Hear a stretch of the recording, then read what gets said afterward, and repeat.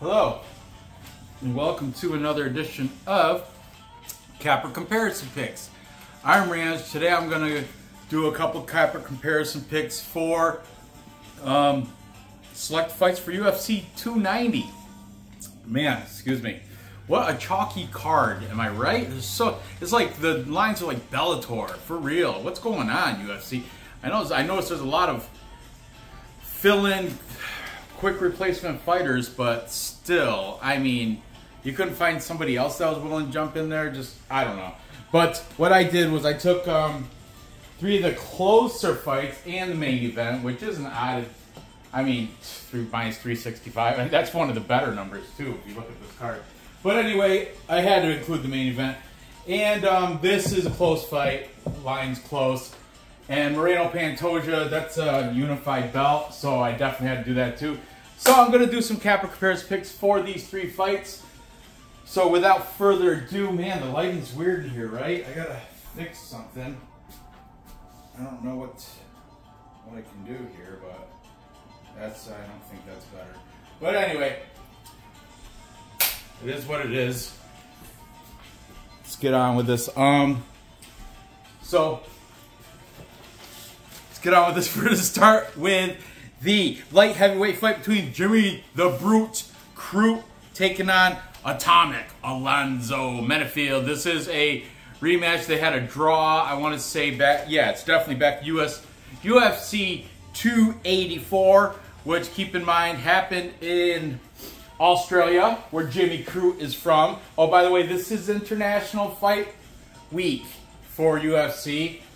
On this here, Menifield's the only American. A lot of international, I think, yeah, Australia, they sent a whole bus of people down here. And we got Brazil's always present. But yeah, supposedly it's International Fight Week. So Jimmy Crute comes in here with a record 12-3 and the one draw with Alonzo Atomic Menifield. He is more of a wrestler.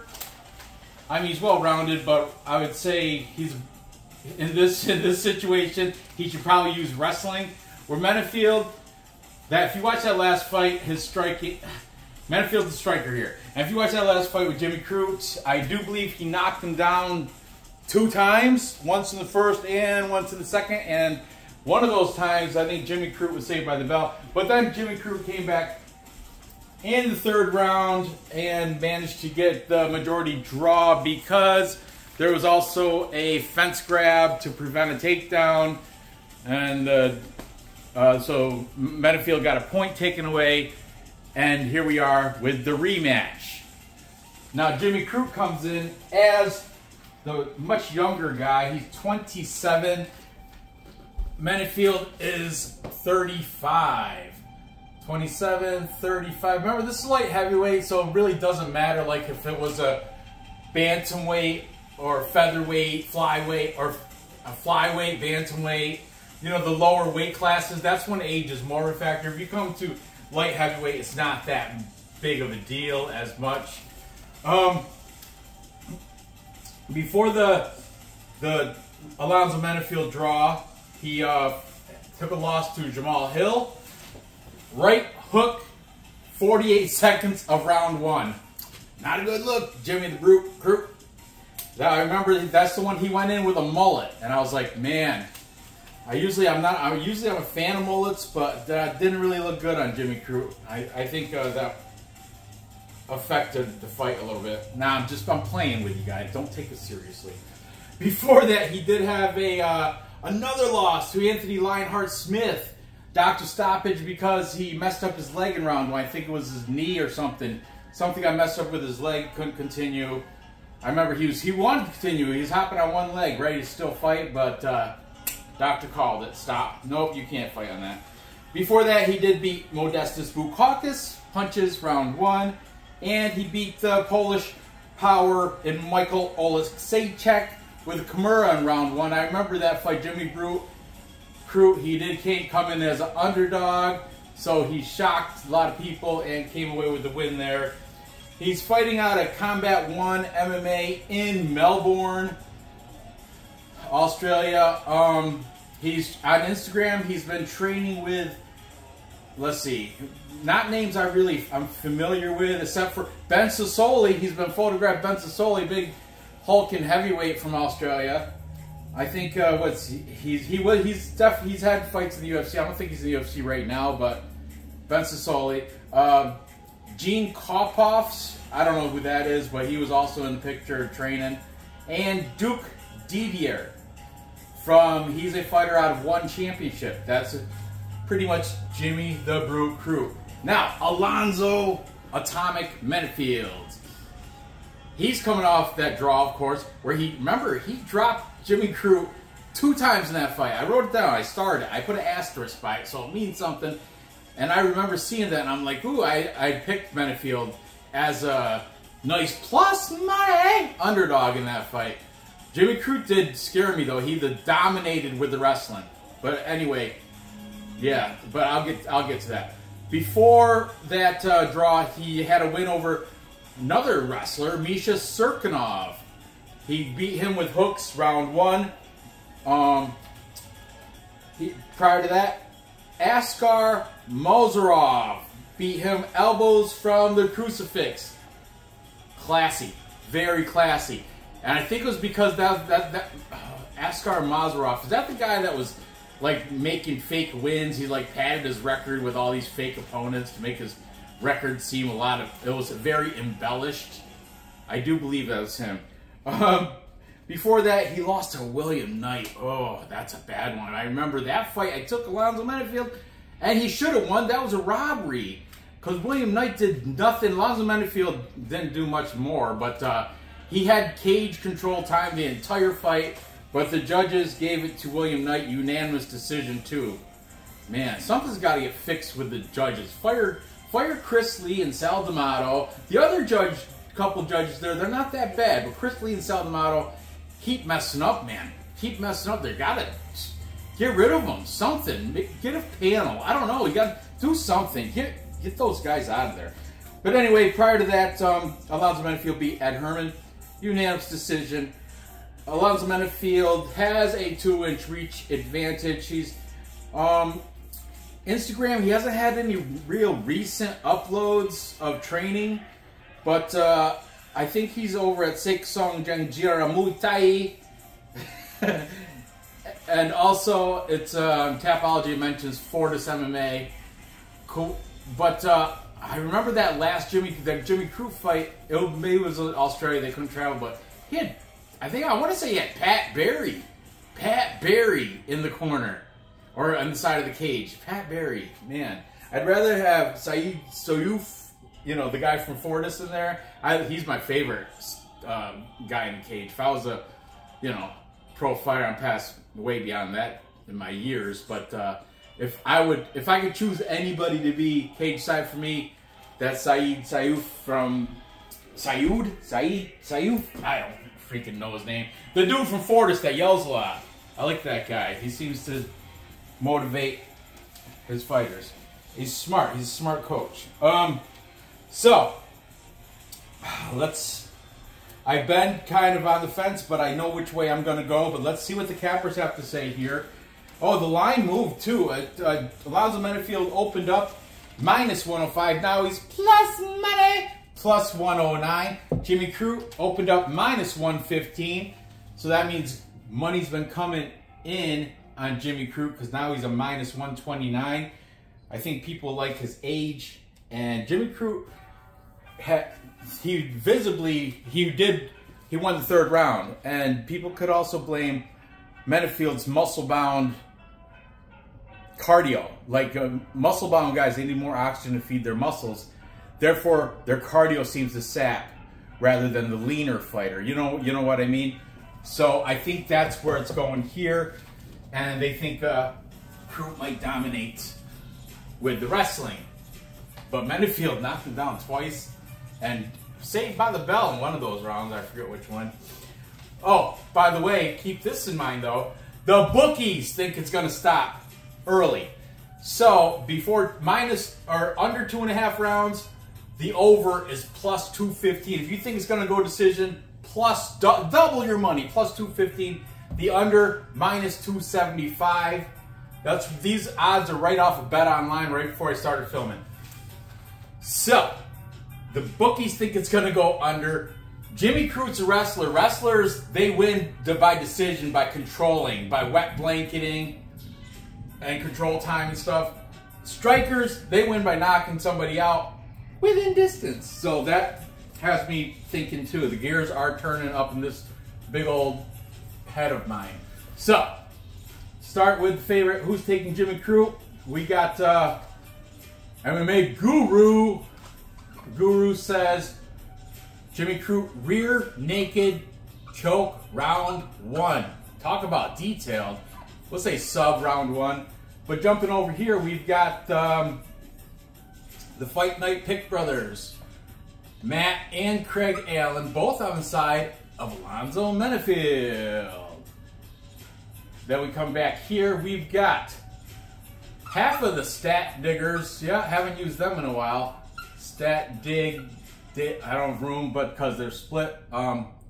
Wheezy, Uncle Wheezy said he's on the side of Jimmy Crute.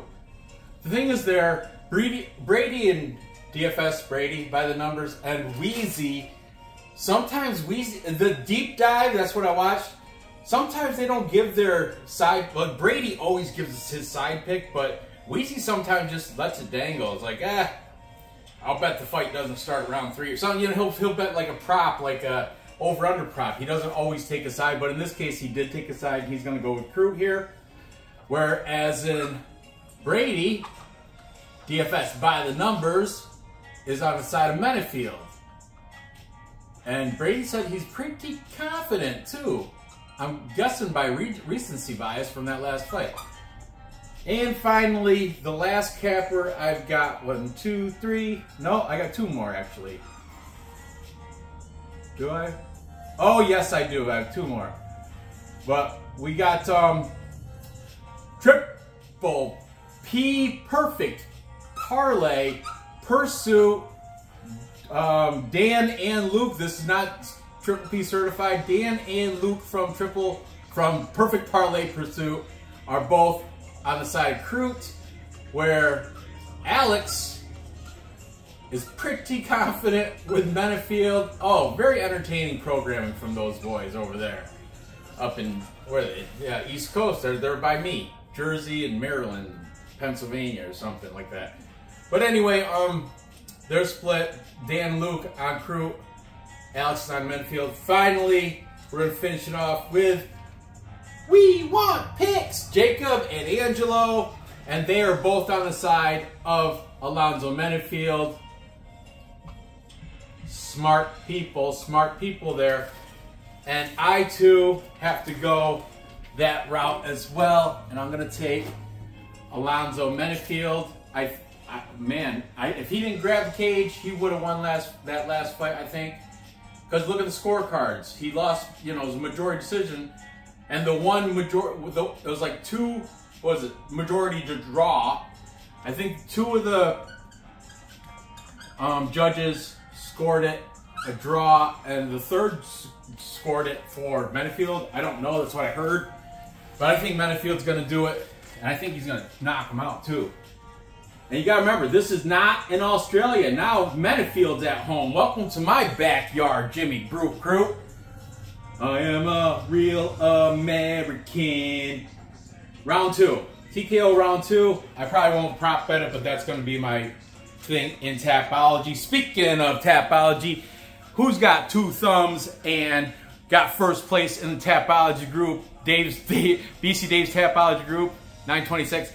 And in MMA Holes Tapology group, this guy. That's right, I got first place in Tapology. Dave showed me the shirt. It's already on the way. Because it's come from British Columbia, Canada, or that's where he's paid. It's probably going to take a month to get here, but it'll get here, and I already love it. Thank you, Dave. Moving on. Next, we've got the unification of the Flyweight Championship belt between the Assassin Baby, Brandon Moreno, taking on the Cannibal, Alexandra Pantoja, the Cannibal. What a killer name. I think the only cannibals left in the world are Papua New Guinea and that one island that you can't even land on. They start throwing spears at you. But anyway, who knows? This is also a trilogy. These guys have fought before. Pantoja beat him in 2018, beat Moreno in 2018 by unanimous decision. And before that, back in the Contender Series, Pantoja guillotined him, and that happened, or rear naked choke, my bad. Rear naked choked him back in 2016. So Pantoja's 2-0 against Brandon Moreno. But Brandon Moreno comes in here, a revived, a new person, minus 215 favorite. Minus 215 favorite against Alexander Pantoja, who's already got the confidence knowing he can beat this guy. He's done it twice.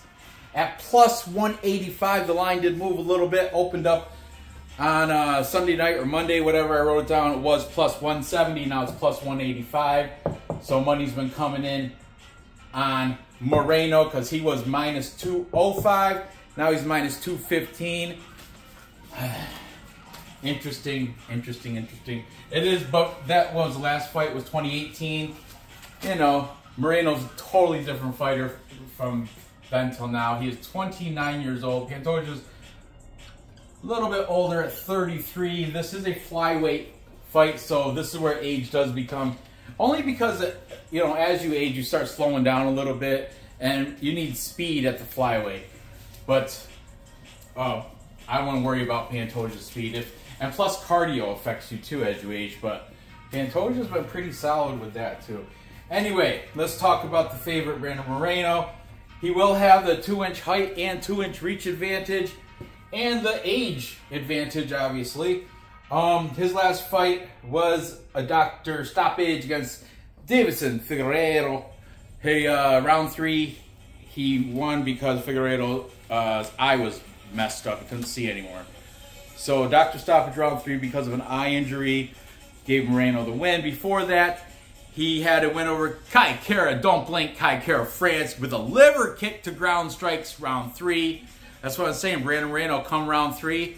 His cardio does not slack at all. He's still full power. The power bar is still full energy green. Unless he's been getting his ass kicked in rounds 1 and 2. I'll get to that in a minute. Before that, he took the loss to Deiveson Figueiredo by unanimous decision. Before that, he had a win against Deiveson Figueiredo, rear naked choke. And before that, he had a draw against Deiveson Figueiredo. So in the past 5 fights, he's fought Deiveson Figueiredo 4 times, and he fought Kai Kara France 1 time. Interesting. He was one of the Glory MMA guys, or James Krause, but after that whole debacle, I think he opened up his own gym where I don't know if it's his, but it's definitely Mexican strong. A lot of Entram, because remember before Glory, he was also Entram gym in Mexico, and I noticed this the new gym he's at. It's in Vegas. It's called Cobrinha BJJ Academy, and he's got Entram fighters in that gym. And on Instagram, he's got let's see. Marcelo Rojo, Pitbull, LFA fighter Ian Engbrock, and from Fortis MMA, Nikki Puccinini, I think it's called Nikki Peachy or Picky, I forget what his name, Nick Pissanini, I don't know, but the guy's like a Fury FC regional fighter, but he's got a good record, he's decent.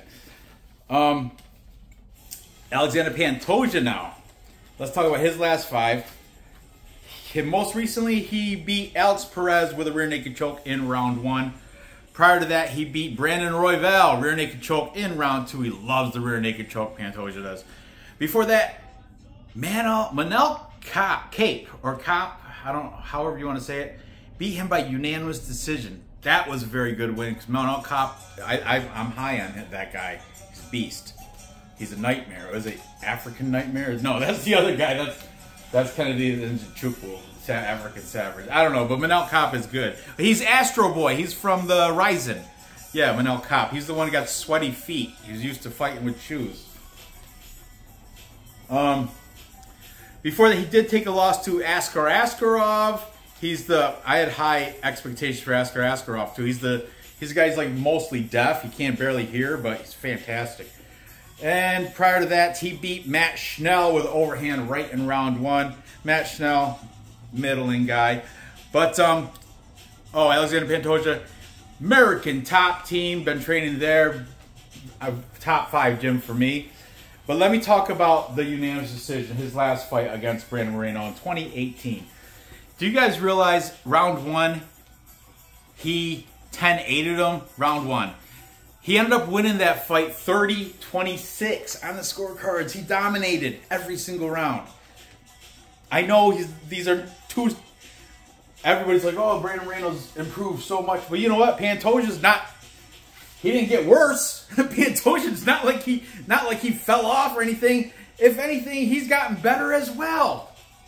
So, come on. You can tell by how I'm talking, the way I'm going. But, needless to say, let's go with the cappers. Starting with the favorite, we've got both Angelo and Jacob on the side of Brandon Moreno from We Want Picks. Very mad respect for the speckled salamander and Angelo. Jacob is the speckled salamander, if you didn't know. Then we got Alexander Pantoja. We've got, it's Triple P certified, perfect parlay, pursuit. Triple P certified, all of them in agreement that Pantoja should get this win. Fight Night Pick Brothers are split on this. The younger brother, Matt, with the longer hair, is on the side of Moreno. Craig is on the side of Pantoja. Interesting. I love when those guys are split because it makes for... This is going to be a banger. This fight is going to be fantastic. Because Moreno, yeah, he's not the same fighter he was. He has improved. But, so is Pantoja, I think. This is one Weezy didn't give a pick. Remember I told you sometimes he doesn't? I think he was leaning Moreno, but he didn't come out and say it clearly. But Brady is siding with Pantoja, especially at plus money, at plus 185. How can you not? Brady, DFS by the numbers, Pantoja. And finally, 1, 2, 3, 4. We got the MMA Guru, and he's taking Pantoja by sub. And I'm in agreement with that. I mean, Brandon Moreno hasn't been subbed in quite a while, and the rear naked choke that happened against Pantoja, that was actually it was an exhibition fight because it was Contender Series, so that really doesn't, you know, But I think Pantoja is gonna go in with the confidence that he's already beat this guy substantially both times he's fought him, and he knows he can do it again. Moreno might have some surprise, and Pantoja's cardio might fade in Moreno if in the later rounds. This is a 5-round fight. But you know what? Pantoja, this is a long time coming for him to get a shot at the belt. He should have had this shot a while ago, and I think he's going to get the victory here. So I'm going to go with the Cannibal Pantoja. And the over 3.5 rounds is minus 175. The under is plus 145. I just don't see Moreno getting finished. So I'm going to go with decision. I know it's 5 rounds, but still, I think it's going to go to decision.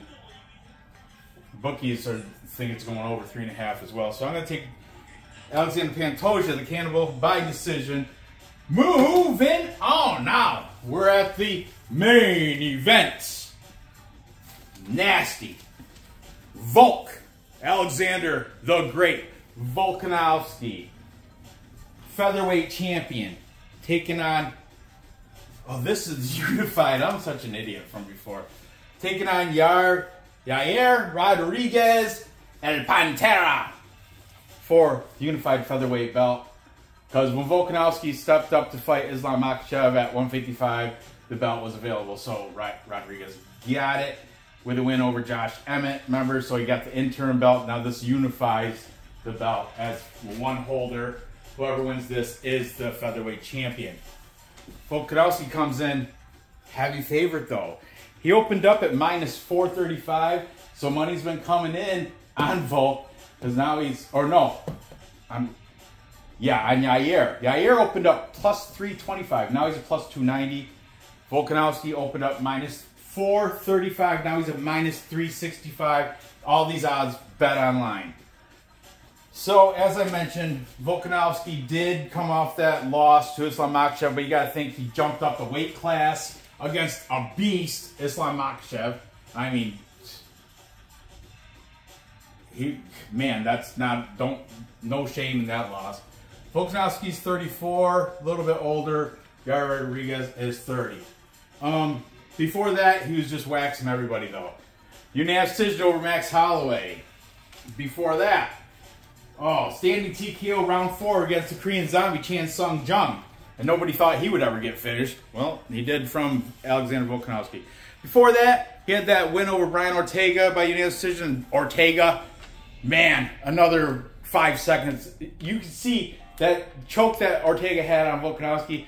Volkanovski's face was changing color. That's it. This is for real, man. So, but Ortega did get the decision, or Volk did get the unanimous decision over Ortega. But that submission was so close, so tight, I thought he had him. Saved by the bell. Before that, he had a split decision against Max Holloway. That was like the, Max Holloway, he's always the top contender because his volume, he's fantastic. And he's durable, too. Alexander Volkanovski will have the half-inch reach advantage. Yair will have the 5-inch height advantage. Weird.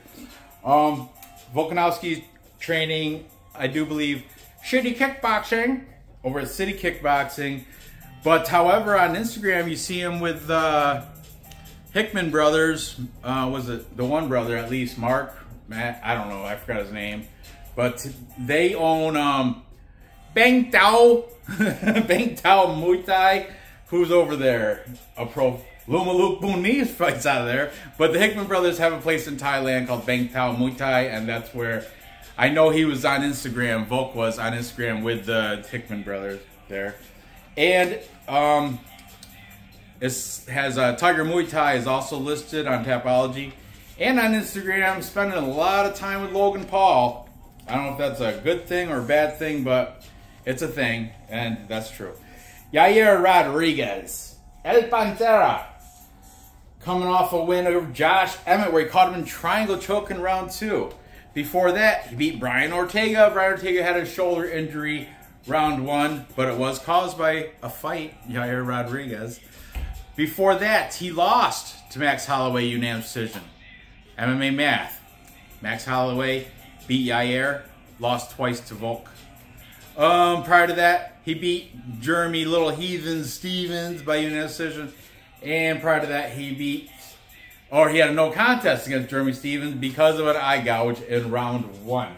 Yair, 15-3. He's training out of Valley Flow Striking over in Illinois with Coach Mike Valley. Who trains out of there? Bilal Muhammad. I didn't see him in any Instagram pictures, but I do know he trains out of Valley Flow Striking, so there's something going for that. So, let's see what the cappers have to say about this championship, featherweight championship unification fight. Starting with the favorite in Volkanovski. We've got Triple P certified this bad boy. Perfect Parlay Pursuit. Matt, Luke, and Dan all think Volkanovski should be the winner. They think he's the cat's ass, the cream of the crop, rise to the top shelf peanut butter, like the stuff you don't want kids getting into. That's Volkanovski's greatest of all time, GOAT, pound for pound best right now. That's debatable, but that's what for real he is fantastic though. Both the Fight Night Pick brothers, same feeling. They think Volkanovski should get the win here. Stat Diggers Brady, because once again, Wheezy didn't give a clear, maybe he saves that for his show, but he didn't give a clear side, he didn't take a clear side there. Then we've got MMA Guru, also on the side of Volk. And finally, we want picks Angelo, because the speckled salamander, we want picks Jacob, the only person preventing the full capper consensus. Jacob, this is his underdog pick of the week, and he thinks Rodriguez is going to get the upset. Man, I so want to follow Jacob. I so want to do it, but I got to use my head here. This is about money. It's not about what I want. It's about who's going to win. And I think Volkanovski should get the win here, so I'm going to go with Volkanovski. But I think the toughness, Mexican toughness, is going to make it go the distance. And I'm going to take a 5-round decision win for Volk. Under 4.5, minus 130. And over 4.5 is even money, plus 100. So even the bookies are unsure how it's going to end. But I'm taking Volkanovski by decision. Oh, so to recap, time check. My kids with my wife, they want music lessons or something. So to recap, I have Alonzo Menifield taking out Jimmy Crute by TKO, round 2, Menifield. Then I'm going to parlay that with the Cannibal, Alexander Pantoja. I think he's going to get a decision because he's already dominated twice, and he's got the confidence, and it's his turn. It's his turn, Brandon Moreno. His turn, he's going to get decision. And finally, my third leg of this parlay is going to be Alexander Volkanovski. It's going to be not help my number much at minus 365, but I'm a man of my word, and I parlay everything I put on the board. Volkanovski, I think he's going to beat Yair Rodriguez by decision, but a little piece of me wants Yair to shock the world and knock him out. That would be fantastic. But there you have it. So gather the info, place those bets, and cash those tickets. Thanks for watching. Tomorrow I'll be doing a live stream with special guest co-host MPTV, because Dave is taking his kid to see Snoop Dogg, so he's not going to be in attendance tomorrow. So his fill-in will be MPTV. Be sure to tune in tomorrow for the live stream in the chat. 9 o'clock Eastern time, so West Coast, that's 6 o'clock for you boys over there. You know, between 9 and 10 Eastern, depending on how I feel. So, thanks for watching. Good luck with your bets, and I'll see you next time.